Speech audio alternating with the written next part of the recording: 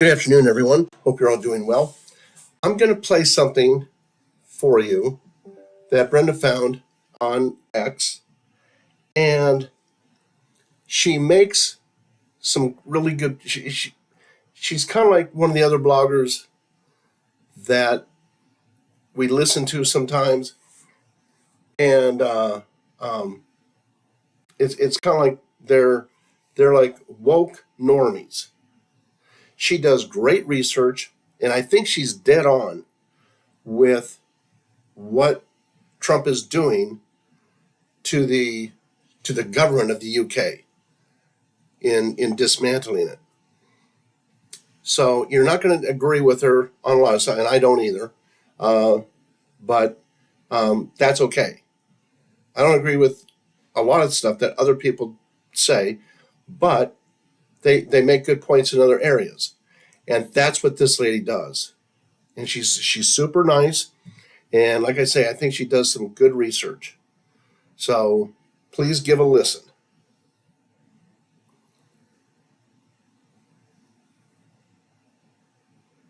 On all sides of the political spectrum are screaming that Donald Trump sold out in his meetings with Zelensky and Netanyahu. The real enemy just admitted that Donald Trump has them on the ropes.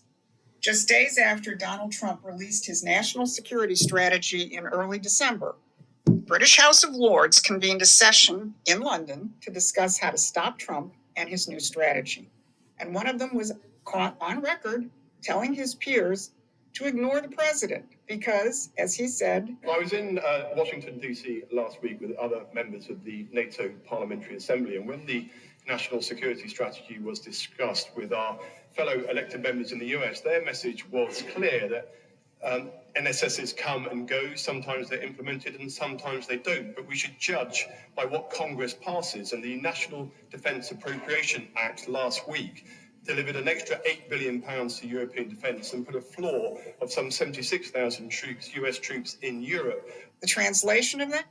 The national security strategy is a mortal threat to the British Empire, and we're going to activate all of our networks in the United States to try and stop it. They're saying this because they're terrified. But if you listen to the noise in Washington and in social media, you'd think Trump was the one losing control. Because in the last few days after the president met with Zelensky and Netanyahu, the political world has exploded. Now, if you listen to Mike Pompeo and the neocons, Trump sold out to Putin.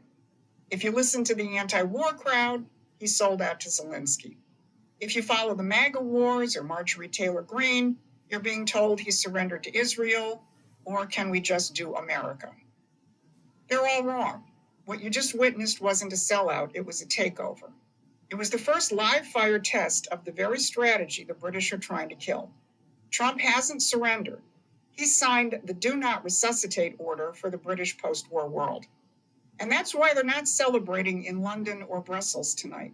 They realize the special relationship, their ability to manipulate American power for their wars, is over, as long as Donald Trump is calling the shots. I'm Susan Kokinda.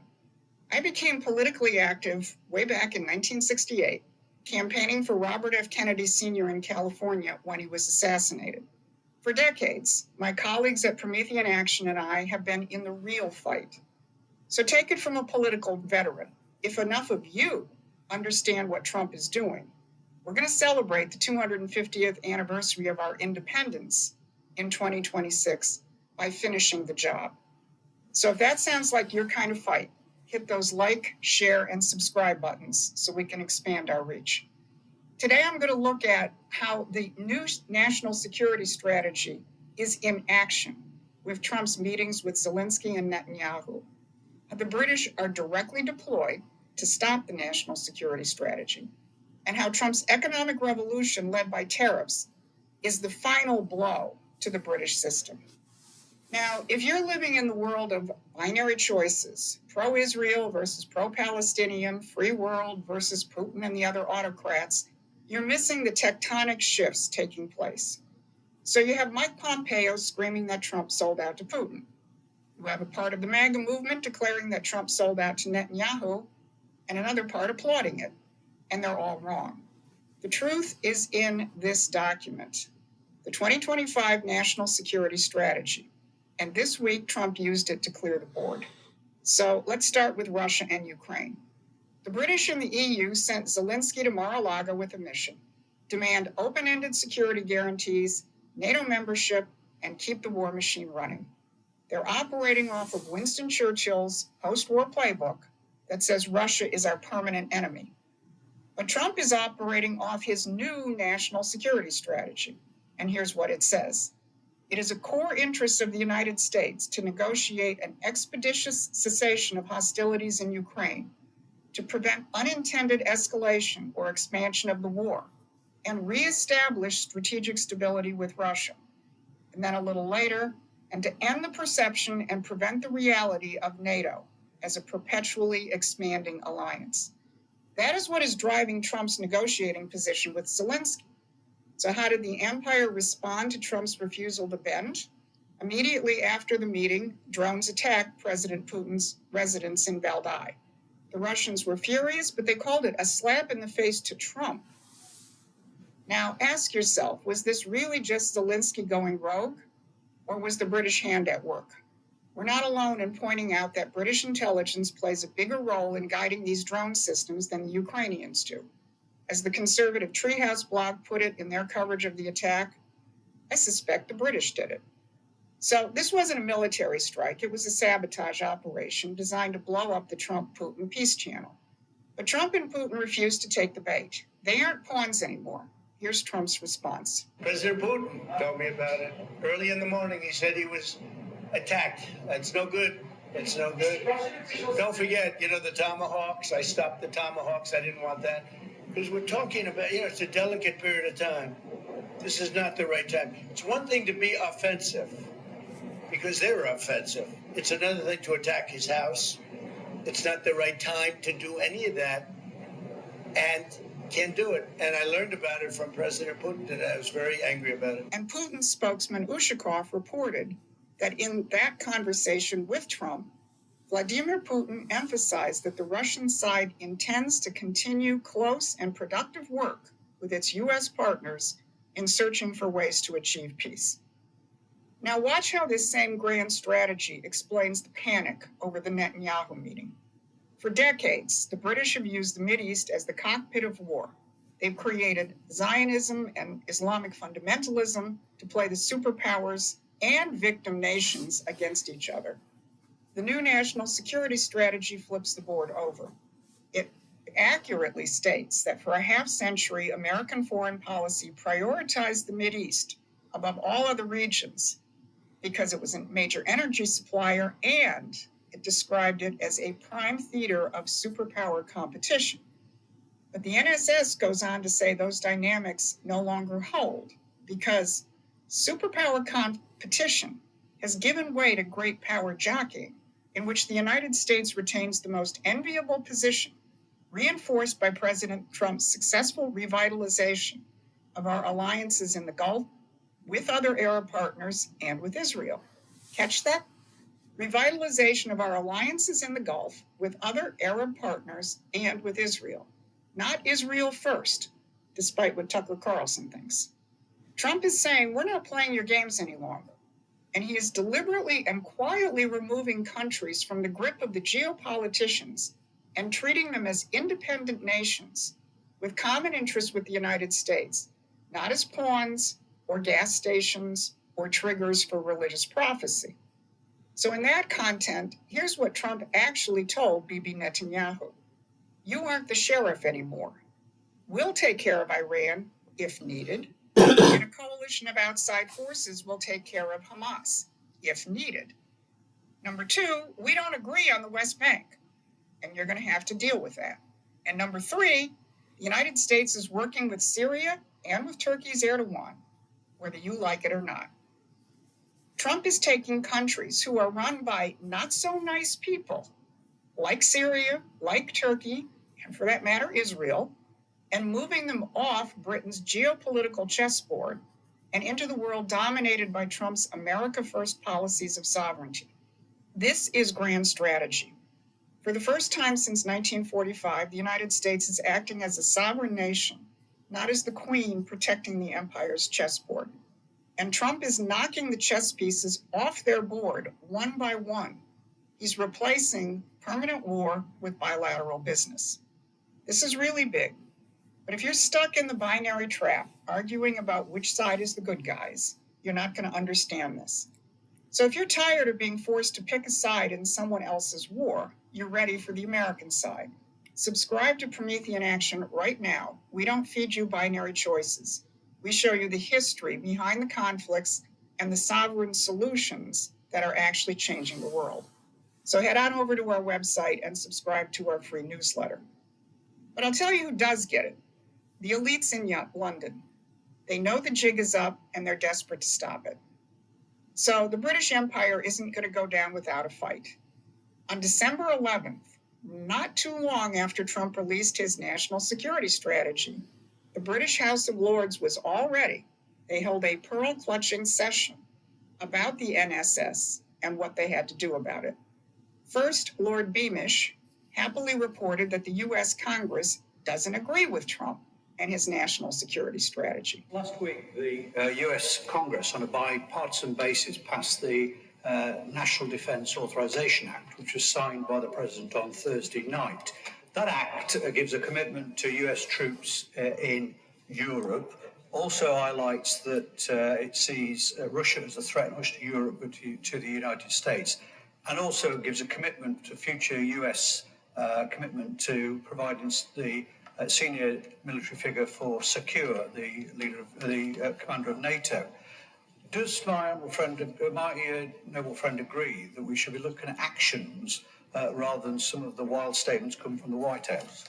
Then Lord Lancaster reported that he had just been in the U.S.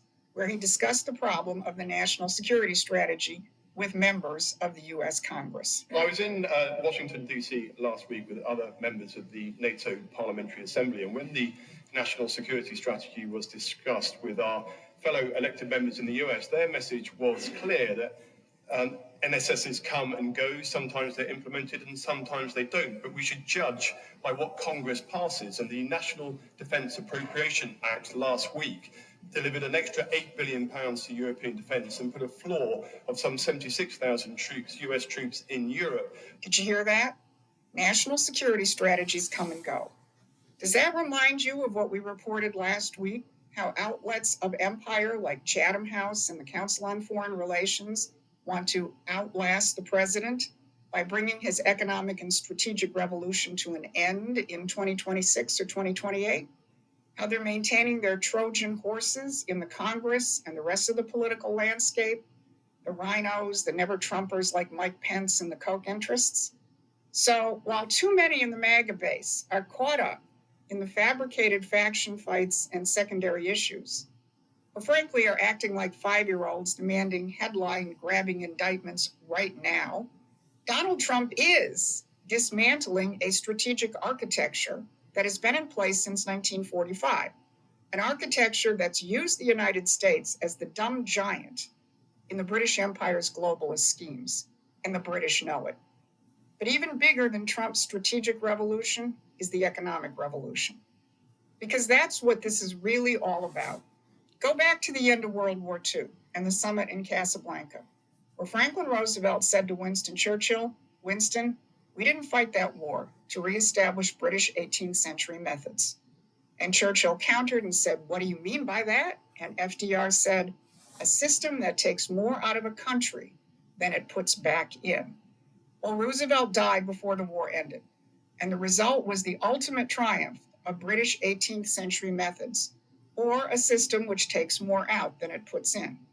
Look at what has happened to the United States. We used to have a middle and working class based on a robust manufacturing sector and a tradition of family farms. And here's what's happened since the end of World War II. In 1950, 31% of the U.S. population was engaged in manufacturing. Today, it's only 8%. And if you add other goods-producing sectors like agriculture and mining and transportation, we used to have 55% engaged in productive activity. Today, it is less than 20%. Our good-paying jobs, our industry, our infrastructure, our family farms, they disappeared along with the middle class. Our economic sovereignty was stripped by British 18th century methods of financialization and free trade. In exchange, we imported everything: food, cheap crap, and our trade deficit exploded. In other words, more was taken out than was put back in. Donald Trump is reversing that. That's why tariffs are such a powerful weapon and are so hated by the global elites. And they're working. We're rebuilding our manufacturing base and our economic independence. In November alone, ground was broken on 136 new factories, 78 processing plants, and 199 new warehouses. But even more important than physical growth is the reawakening of a productive spirit within the population, and especially among young people. Look at this headline. Look at the response of young people in Blue, Massachusetts, to the opportunity of getting vocational training and having a productive job rather than a dead-end liberal arts degree with tons of debt. And even more important than that is the promise of the future, of going beyond where we were at the end of World War II, before we surrendered to British 18th century methods. Trump's Truth Social merger with TAE Technologies, one of the world's leading fusion energy companies, signals something revolutionary. Cheap, clean, limitless fusion power will drive our economy into the future and propel mankind into the solar system. That is what will make America truly great and productive again. So, as we stand on the eve of 2026, the 250th anniversary of our independence, we have an unprecedented opportunity. Trump is dismantling the entire post-war imperial system. He's ending perpetual wars. He's rebuilding American manufacturing. He's treating nations as sovereign partners, not pieces on a chessboard. But he can't do it alone. 2025 was an incredible year, but the British establishment wants to turn back the clock. They will fight with everything they have, using their assets in Congress, the media, and the intelligence agencies. They'll create chaos and try and turn Trump supporters against each other. Well, don't fall for it. Keep your eye on the strategic picture. And that's where Promethean Action comes in. We've been fighting this fight for decades, and we understand both the enemy and the solution. Get our newsletter, support us as paying members or contributors, and most important, get active. Because if enough of you join Trump and us on this battlefield, we will celebrate our 250th birthday by finishing what our forefathers started. So let's get ready for a very fateful new year. Thanks for watching. Please take a moment and subscribe to our free newsletter at PrometheanAction.com. So, yeah, Susan Kokinda, I think was her name. And I think there's some great information in there. So take the information that resonates with you and leave the rest, as you do with me or anybody else. That's all for today. I want to thank you all for your support, and thank you for supporting the sponsors of our channel: Gracie's Garage up in Worcester, Bears Products, CommunityReviews.org, Alaska Jagged Tea, Taylor's Artwork, and Kevin Richards Books. God bless you all and have a great day. Bye-bye now.